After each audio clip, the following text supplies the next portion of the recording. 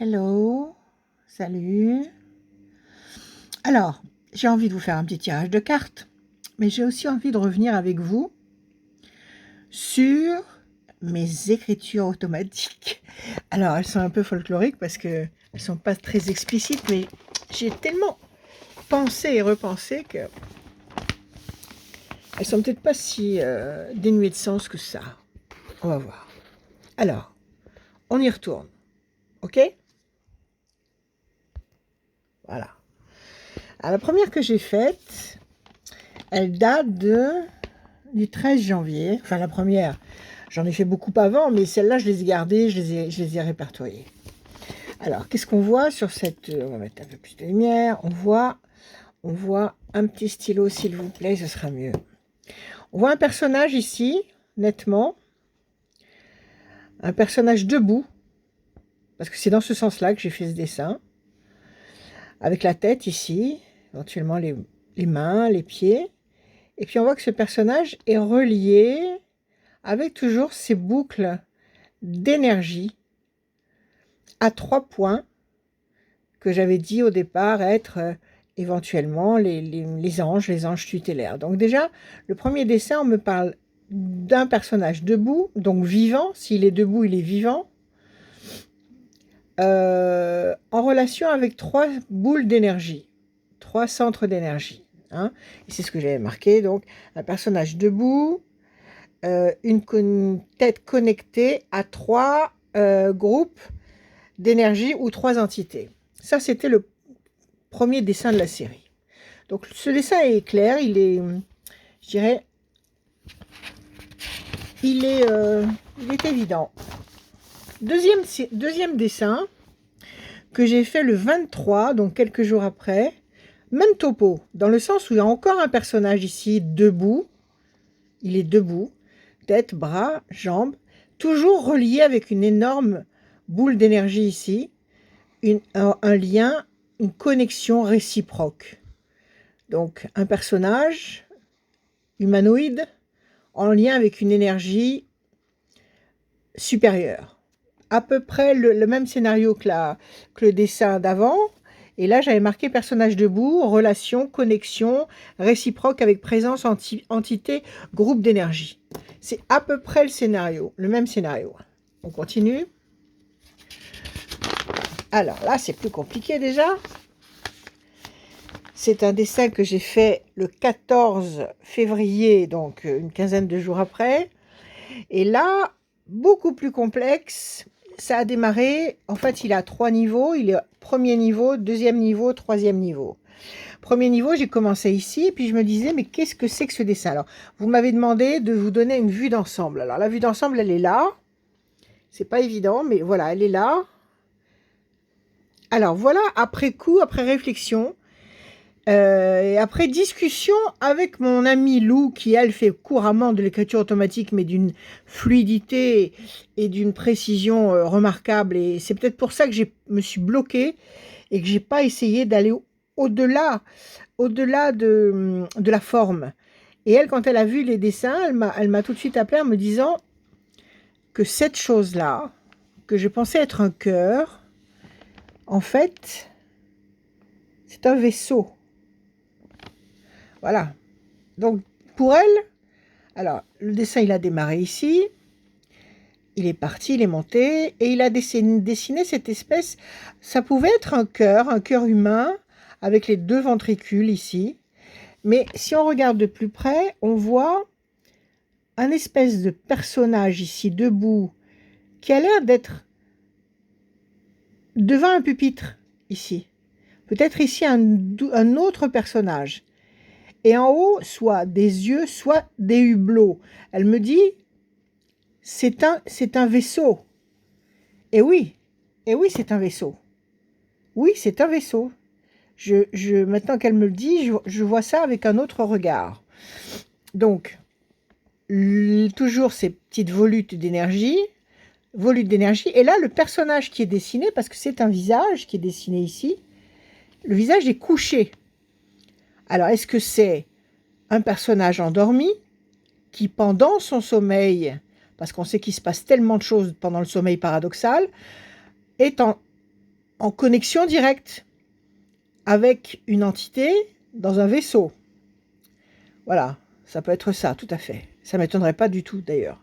Donc on continue, encore une fois, ces volutes d'énergie que j'avais arrêté ici sur la deuxième page. Ça avait débordé sur la deuxième page que j'ai découpé pour tout garder. Je suis repartie dans l'autre sens. C'est parti comme ça. Et là, il y a une forme animale. Chien, chat, je ne sais pas, cheval peut-être. Les oreilles, la queue, le dos. Bon. Les formes animales, elles sont très importantes aussi en angéologie, parce qu'elles interviennent aussi. Donc, cette forme animale qui est là, cette boule d'énergie, on continue encore, cette forme bizarre, on dirait un parcours, on dirait un cheminement. Bon, c'était le jour de la Saint-Valentin, je crois, oui, c'est ça. J'avais dit, ça m'a dessiné un cœur, mais bon, peut-être, peut-être pas. On continue, encore une boule d'énergie, une connexion. On continue, toujours ces volutes, toujours ces boules d'énergie. Et le dessin était remonté de lui-même, parce que j'avais fait de ça, les yeux fermés, de lui-même pour rejoindre là où je m'étais arrêtée, parce que je n'avais plus de feuilles. Alors, je suis repartie dans l'autre sens. Voilà, redémarrage.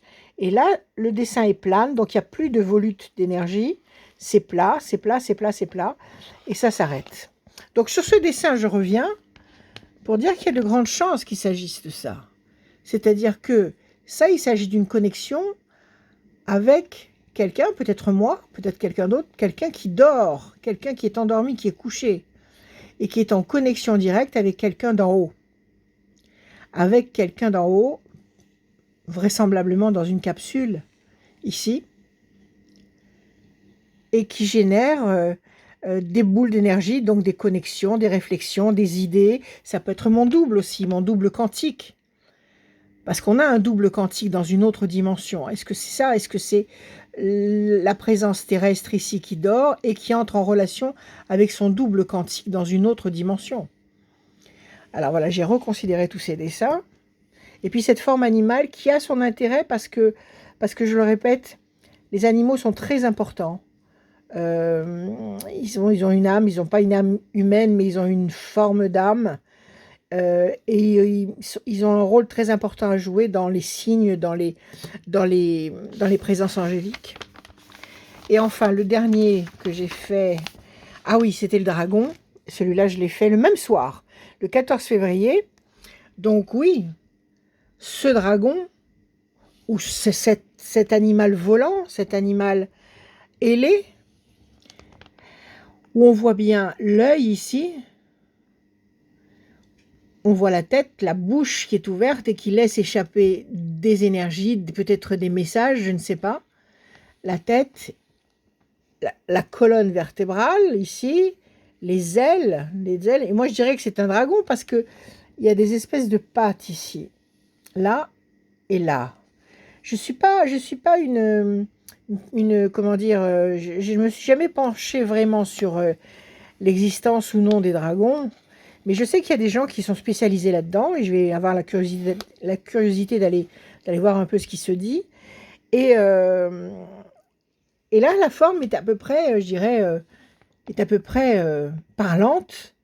Et ce dragon, si c'est un dragon ou un ange, peut-être un ange, parce qu'un ange, ça n'a pas la forme traditionnelle de la Renaissance italienne. Un ange, c'est pas du tout ce qu'on représente, un bel angelo avec des belles ailes et joufflu et bien gentil. Non, un ange, ça a une autre représentation. Dans les écrits, ils ont d'autres. D'abord, ils sont couverts d'yeux. Il y a des yeux partout. Ça pourrait être des yeux, ce qu'on voit ici. Donc, ça peut être un ange. Ça peut être une forme angélique. Voilà. Donc, alors, tout ça, ça a tourné dans ma tête. Est-ce que j'en ai fait un autre ou pas? Oui, j'en ai fait un autre. Hier soir, je crois.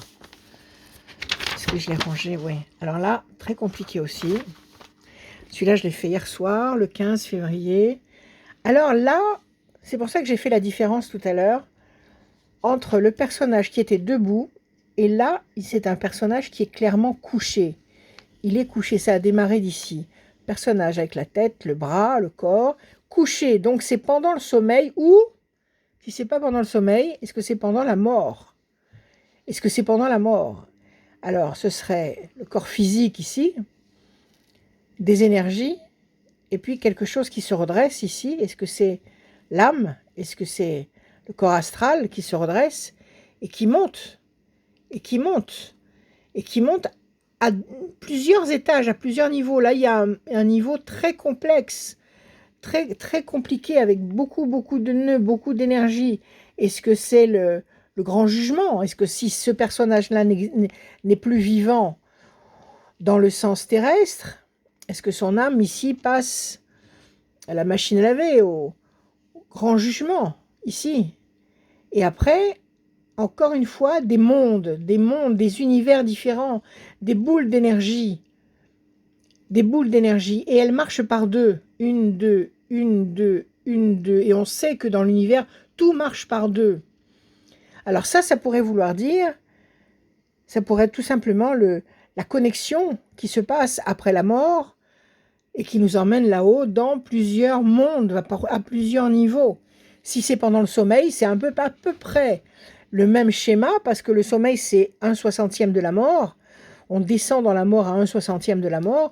Donc c'est toujours ce phénomène où il y a une âme qui se détache du corps et qui monte prendre des informations, ou peut-être se faire recadrer ici. C'est certainement ça. Et après, encore d'autres univers multivers.